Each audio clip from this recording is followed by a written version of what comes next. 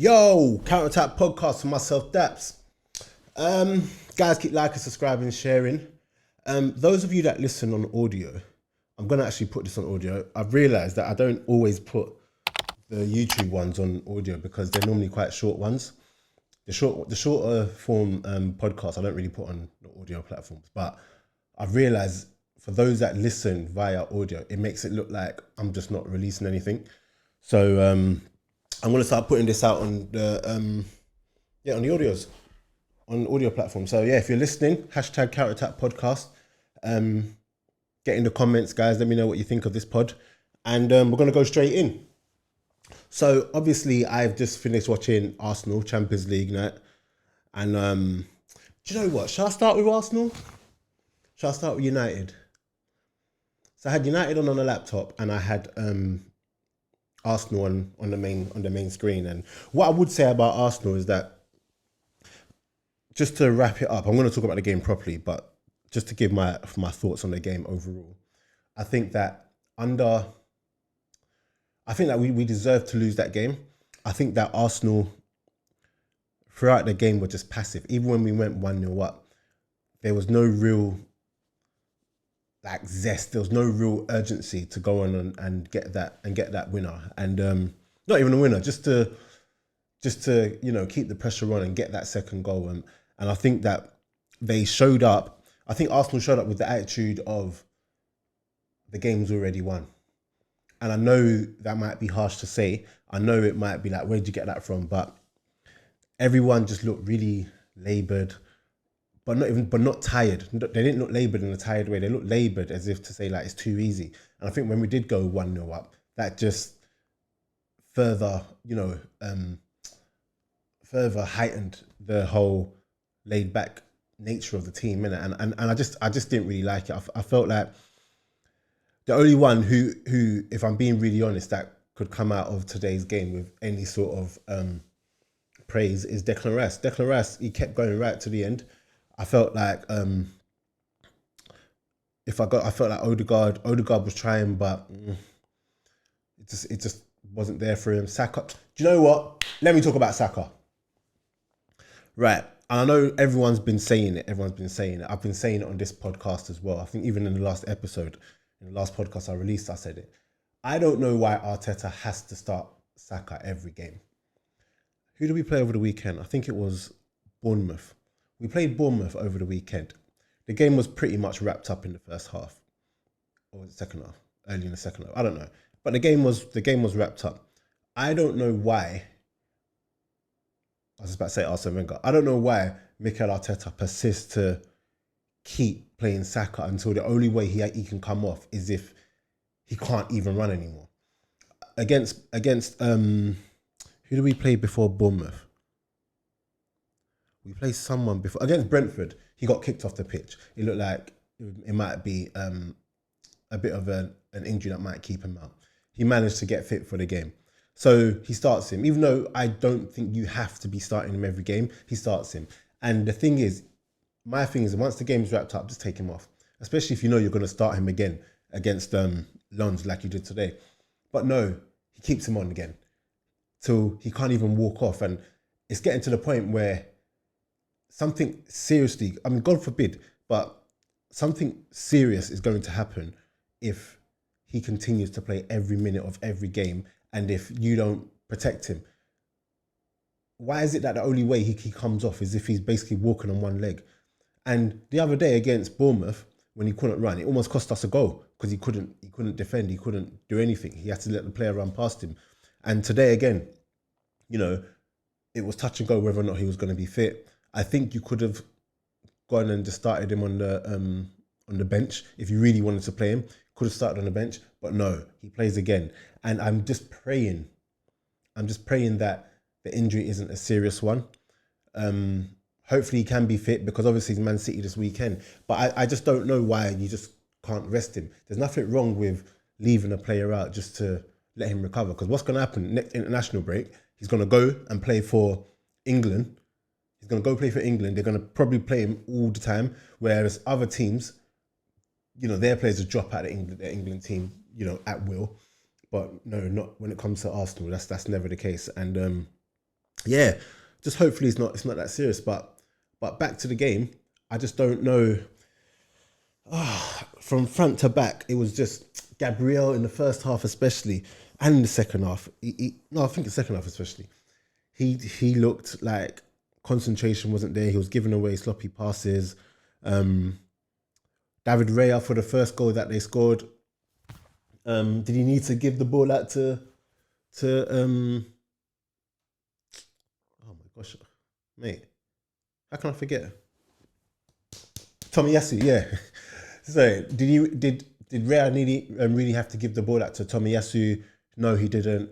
And then I'm not gonna lie though, you see that finish from the Lons player, proper finish. Even their second goal was a really really good finish, and it was just a bad night. And it had, I know we're happy to be back in the Champions League, but it had all of the it brought back all the memories of going away in Europe where you put lackluster performances in. And I can't remember the last time we went away in Europe and we actually played really really well and just put, you know, opposition out, you know, just put them to bed, put them to the sword. It just doesn't happen. And you know, I'm confident with the home wins, but with Arsenal, I don't want to say especially under Arteta, you know, there's no sure things when you go away. So Sevilla's going to be a tough match away. I'm not sure if we're going to win that one. PSV, we should win it, but are we going to? And this is just the predicament that it leaves us in. And I think people need to remember that in the Champions League, there's no easy games. There's no free wins. There's no games where you can just show up and just turn teams over. It just doesn't happen like that. Real Madrid played the other day in Champions League against a team that they should have battered 7-0 on paper, and they had to wait till the last minute to score. Like, if you're not on your A game, if you're not on it from the get go in these games and show up willing to win, then teams will make you pay. So, like I said, they deservedly lost. I don't even think it's a management thing. I think that in terms of management and team selection, I think the only thing I think Saka Saka shouldn't have started. I don't know, man. It was just a nothing game.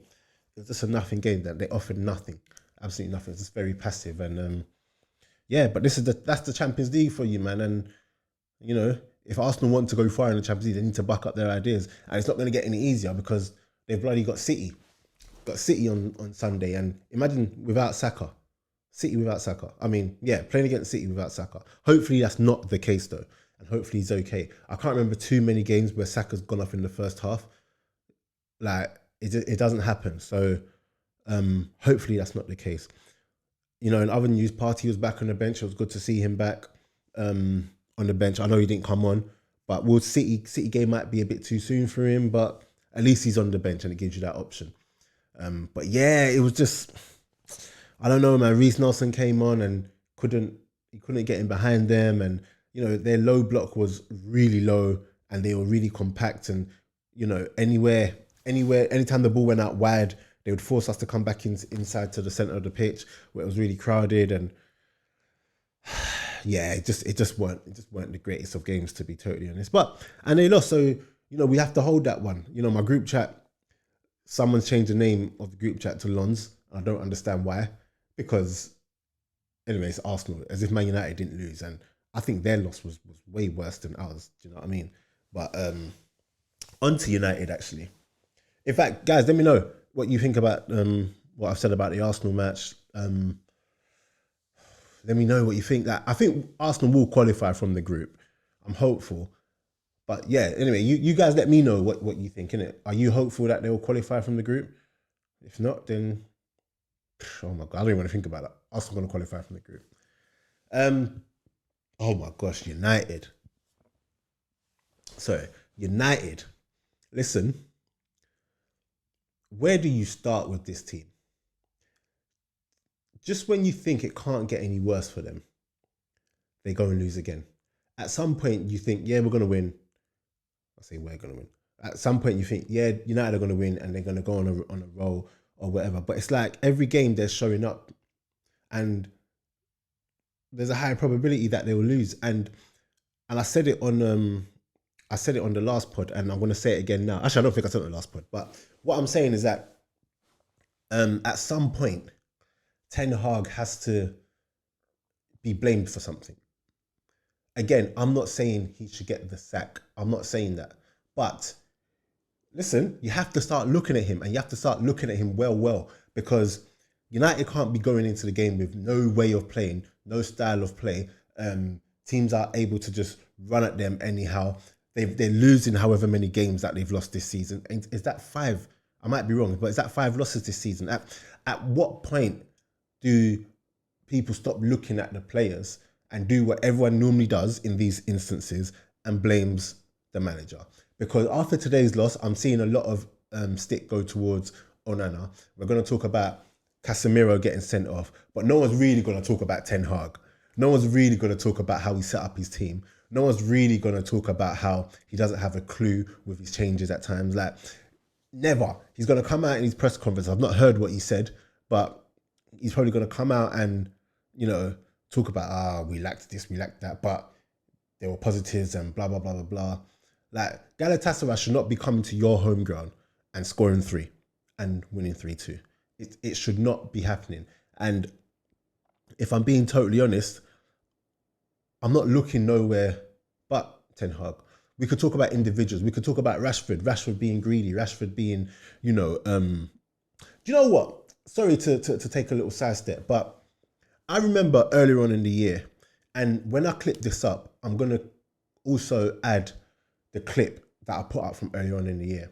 Earlier in the year, when everyone's talking about Rashford's the best player in the world, and I said, it's mad to say that Rashford is the best player in the world. Like, how are we saying this? And that's not me saying Rashford is rubbish, because I don't think Rashford is rubbish. And I think a lot of the criticism that people put on him, I think it's just a lot of bandwagon, followers and hoppers. But his form ain't great right now. But when his form was really good, people were talking about him being the best in the world. And it's because of those comments, it's because of those times when everyone's saying, yeah, he's the best, he's the best, he's the best, that when he doesn't show form that makes people see or make him feel that he's the best, he gets absolutely slaughtered. And the media tumbles down on him even more. And this is why you shouldn't just hype up players. You shouldn't build up players based on form.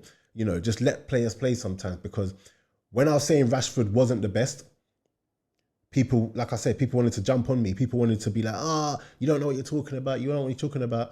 And now, 6 months later, all of a sudden, people are calling him rubbish.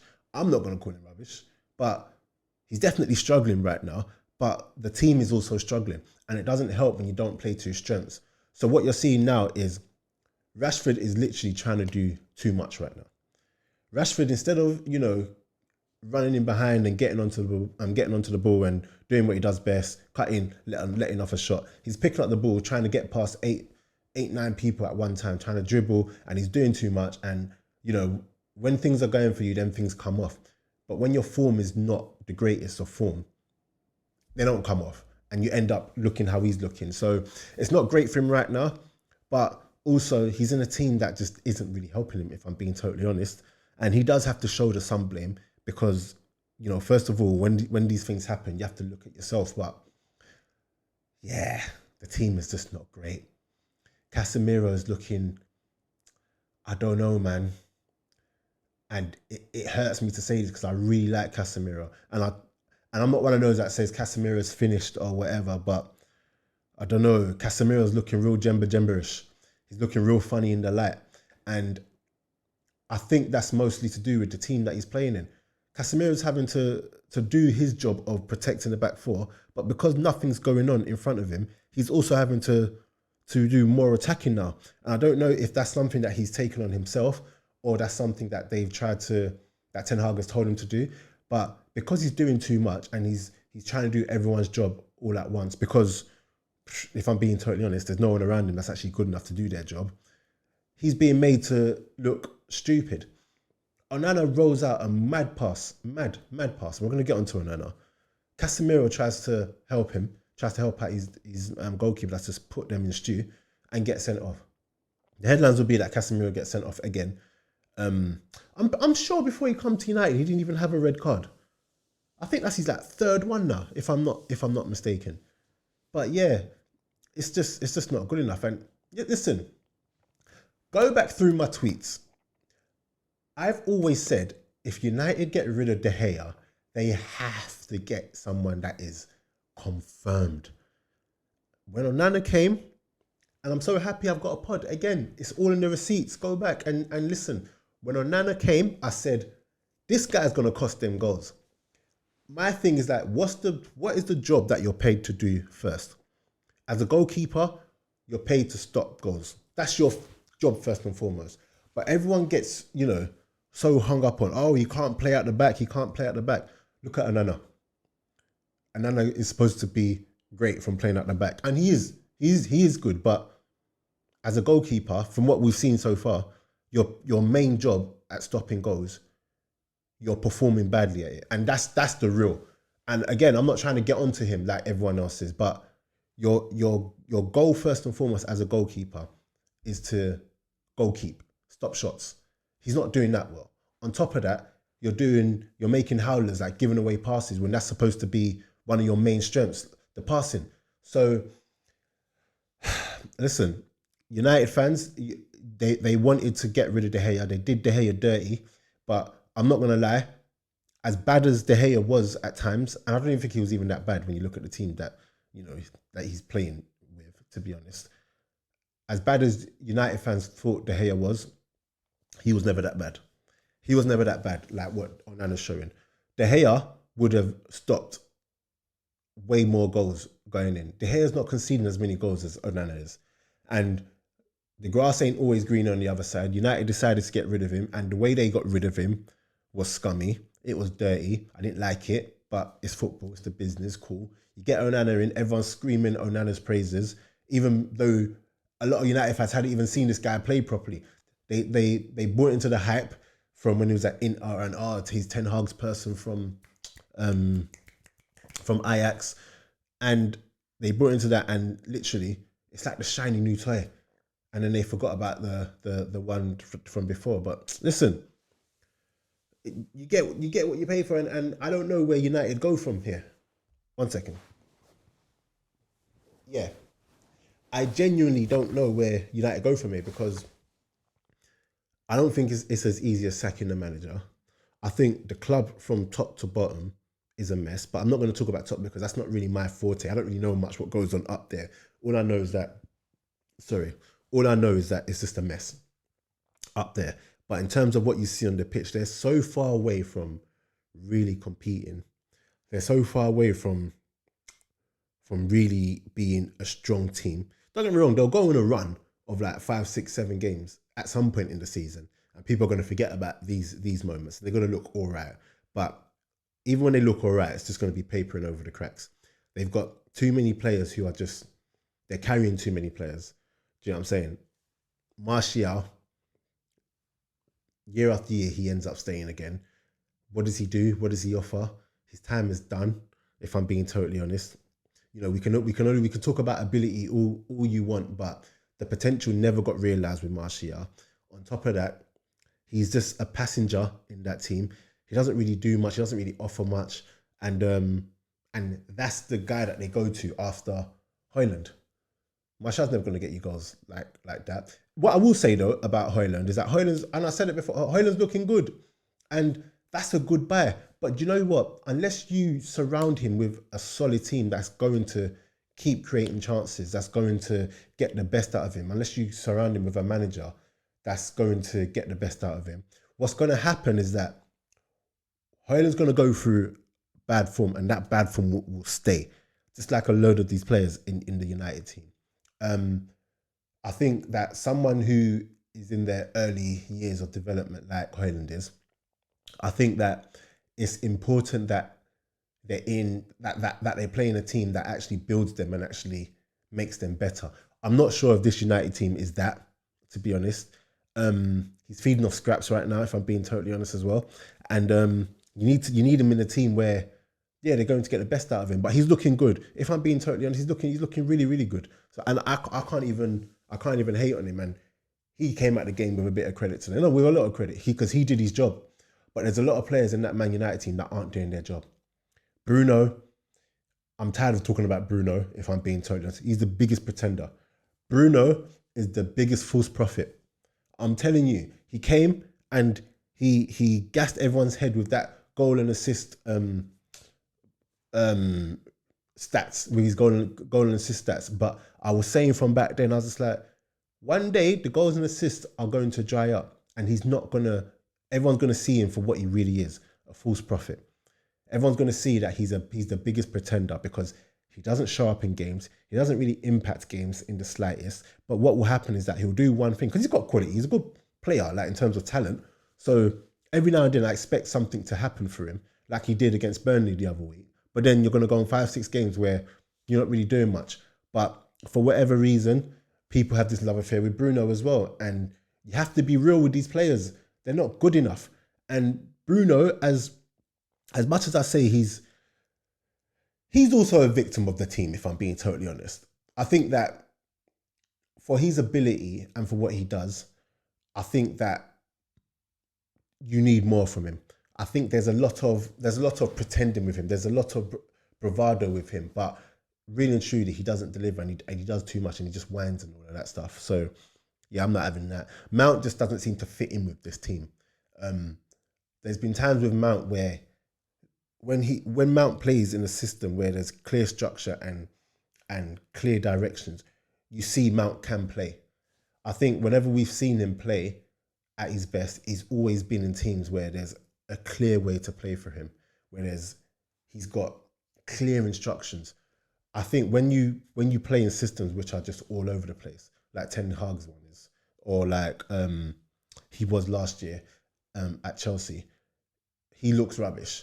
He looks like the sort of player that needs instruction. You can't really leave him to just play freely and just let him do what he wants to do, because he just always looks lost. And yeah, that's bad, man. It's bad. It's bad over there. So I don't know what's gonna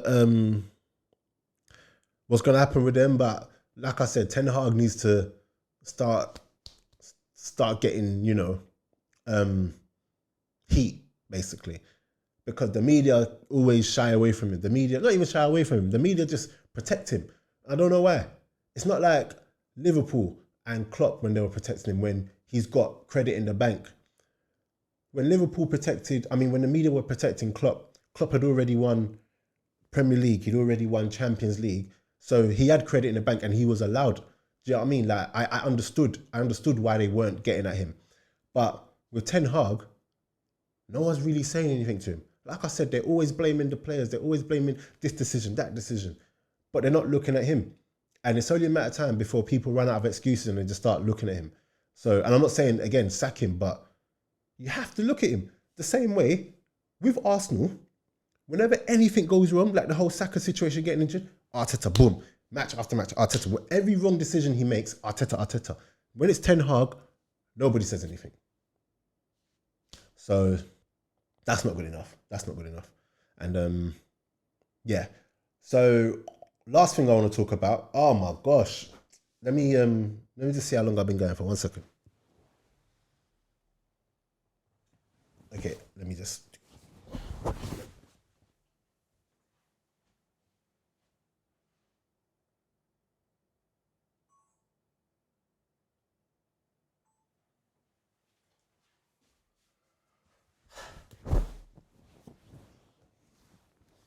Okay, yes. So, the last thing I want to talk about, listen, oh my gosh. It's been a massive talking point over the last couple of days, but obviously this is the first time I'm recording since then. But what happened at Tottenham and Liverpool is actually stupid.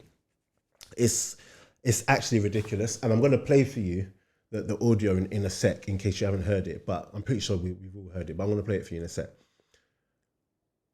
I remember like it went just the other day.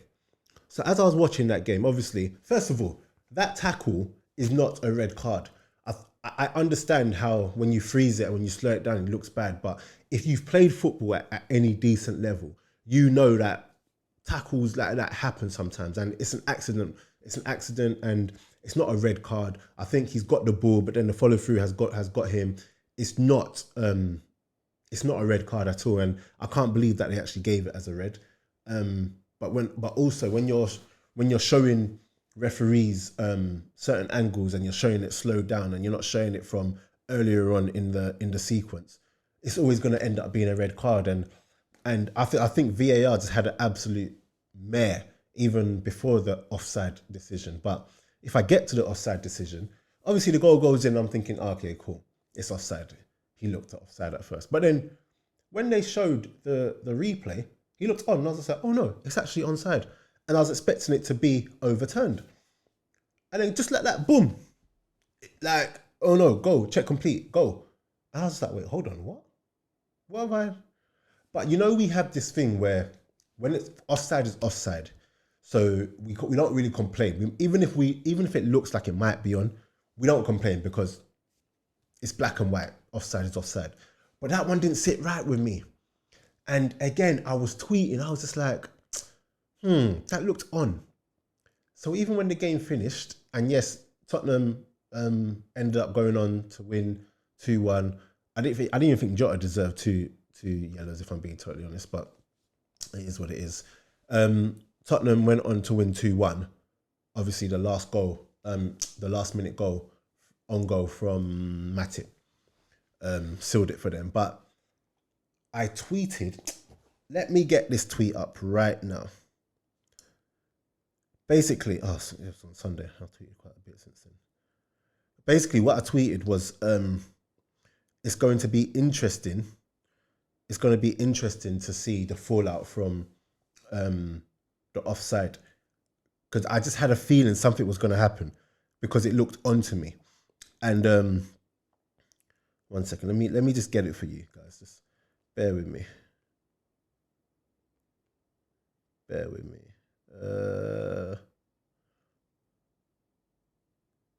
Okay. So at first I said, that looked onside, but we move. And then I said, it's hard to argue with VAR because they have the technologies, but I can't help think that it was onside after seeing the still images. See? Okay, so I tweeted after the match, all jokes aside, I really need to see the fallout from the first half offside. I have a feeling that something went wrong there. I said it. I just know. I know it all. So guys, like, you guys watching obviously subscribe, but why is everyone else not subscribed? Like, I know it all. Come on. But yeah.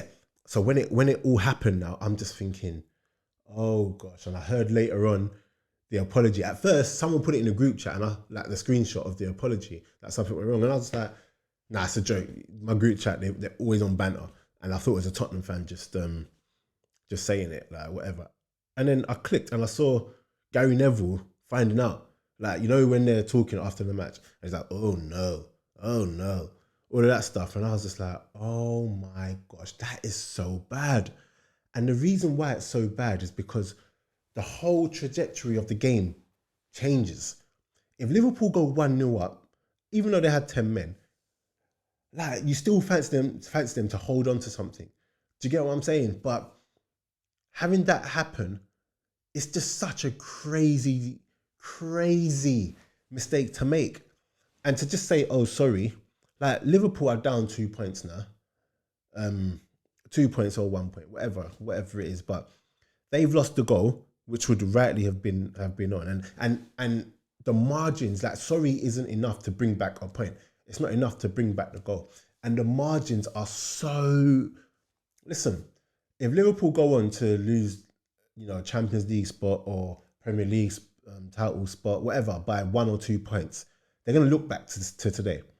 That's what we're talking about.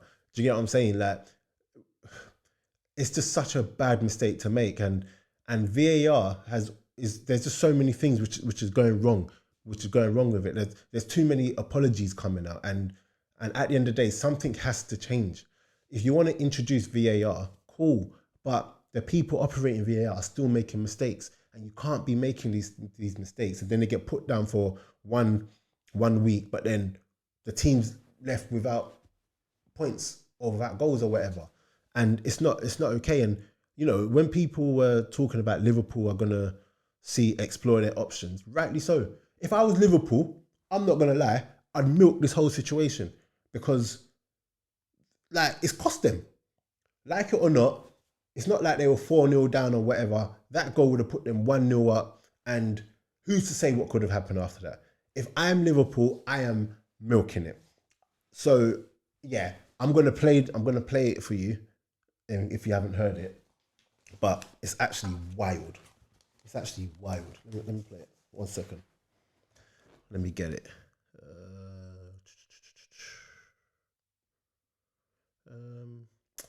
I should really have like had this lined up, right?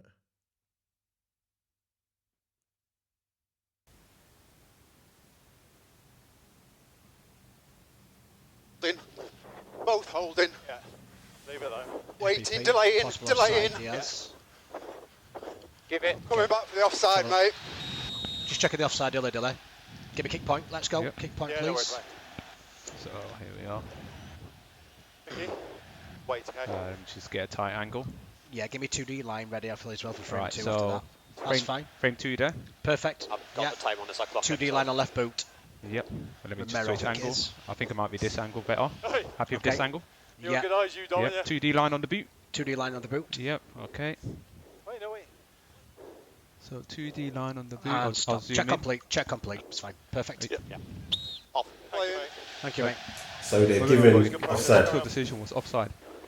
Are you happy with this? Yeah. Are you happy with this? Offside On-field decision, goal. Yeah. That's No, what it's- it does. What? On-field decision was offside. Are you happy with this Never image? get there. It's fine. See, whoever that is talking. Yes, onside. The image we gave you is onside. Left back. He's played it, he's Yeah. gone offside. They messed up. Delay. Clear. Ollie's saying to delay. Ollie's saying to delay. Red throw, red throw. Pardon? Ollie's calling in to say delay the game. To complete the Yeah. decision is offside. Can't do anything. Ollie's saying to delay. Ollie's saying to delay. Ollie? Yeah. Yeah, go on. Delay the game. To delay the game. Stop the Yeah, game. but they've restarted the Nothing game. from on the field. Can't do Yeah, anything. they've restarted. Yeah. Can't do anything. No. I can't do anything. I Right can't do back. anything. Shocking. Yeah, you better swear. You better swear. So guys, listen. What a howler. You know what? I didn't think that they would actually release it, but the pressure, obviously, to release it, like, there's no way that they couldn't have released it. I don't know what I was thinking. Listen, that is so bad. It's such a howler, and I think the only person who to come out of that with any sort of credit is the person that spotted it. He kept saying, we need to stop it, we need to delay the game. He's the one that even said, no, it's the wrong decision. When they were like, yeah, check complete, go, check complete. Like, it's so bad. And I do think he needs a shout out for trying, but all it sounds like is that it sounds like the guy that actually spotted it, it sounds like he's junior and the others are superior to him in regards to their roles there, and they just spoke over him. No, yeah, it's done, we can't do anything. And he's basically saying, we have to stop it, we have to delay the game. No, I can't. And now you want to be effing and blinding because you knew it was a bad howler. And honestly, someone said that they reckon, I forgot who it was, but it was like a pundit. They said that Howard Webb needs to lose his job because when things happen with things like this in normal life, the manager, the person at the top, their heads go because they're in control of everyone, and you can't be having these mistakes time and time again by your people. Like, that means you're not training them correctly. And I don't know if that's the thing. If I'm being totally honest, I don't think there is a solution. I think these things will continue to happen because, yes, there is technology, but ultimately, it's humans. And we're talking about, a lot of the time, I think when you're having the Sheffield United manager talk and other managers are talking, then we had the Tomiyasu sending off earlier in the season, and Arteta was like, how can that be a sending off? Like, there's so many things which are going on right now, and we have to remember that as much as they know the laws of the game, they're not players. So there's a certain level of common sense that they don't exhibit in these moments. And I think if you used to get referees that understood the game a bit more, a lot of these decisions won't be happening. Not the offside. That one was just wild. But stuff like the challenges that's happened, the time wasting, like they get given, these are the rules, you have to follow them. But they don't apply it. They don't apply it to in-game wisdom. They don't apply it to how games should actually flow. So what's actually happening is that the games are becoming they're spoiling the game, literally. And I know we keep hearing that and everything, but I think until they get people who are able to apply wisdom and apply the context of a football game to these laws, this is just going to keep happening. It's just going to keep happening. But yeah, guys, that's me. Let me know what you guys think. Let me know what you think the consequences should be. Like I said, if I was Liverpool, hearing that audio, I'm milking it. I'm milking it all day long because, like, sorry is just not going to be enough. No. And you can't go back and give them the points. You can't replay the game. I'm milking it. And as much as I know that they're milking it, they have every right to. I'd be doing the same thing because what else can you do at this point? You need to just make sure that you get every edge possible. I wouldn't be surprised now if all the VAR decisions go in Liverpool's favour now. So, yeah. Guys, that's it. Get in the comments, let me know what you think. I may be recording tomorrow with a guest, but I saw that I think he went to hospital today, I don't know. Hope he's okay, I should really check. But either way, I'll try and record tomorrow anyway. But yeah, I'm out in a bit.